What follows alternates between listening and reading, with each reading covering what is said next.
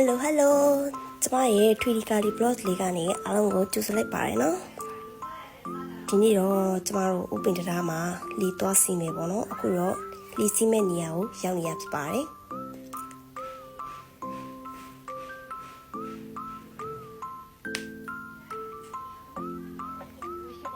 ကဲလီဘောစရောက်ပြီဆိုပါနဲ့နောက်ကနေ post တွေအသေးအတန်ပေးနေတာဖြစ်ပါတယ်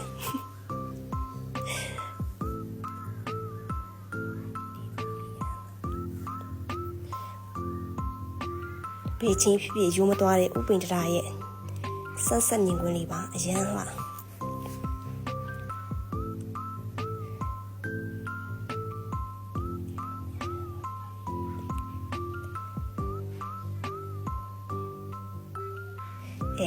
TikTok ဖန်နဲ့သူရန်လှနေပါပေါ့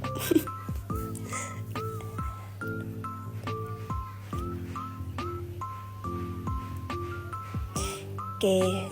လီလက်စီပြီးွားကြီးဆိုတော့တရားပေါ်မှာသွားပြီးတော့ပုံလေးရိုက်ကြပါမယ်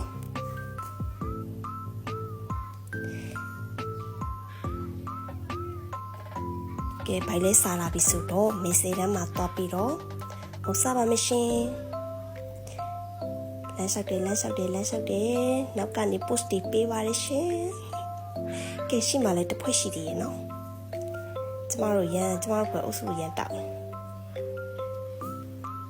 ကတော့ဆိုင်နေရနေမြရတဲ့မြင်ကွင်းလေးပဲဖြစ်ပါတယ်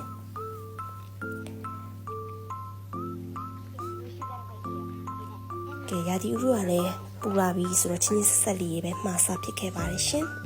စားလိုက်ပါဦးမယ်တတာပါရှင်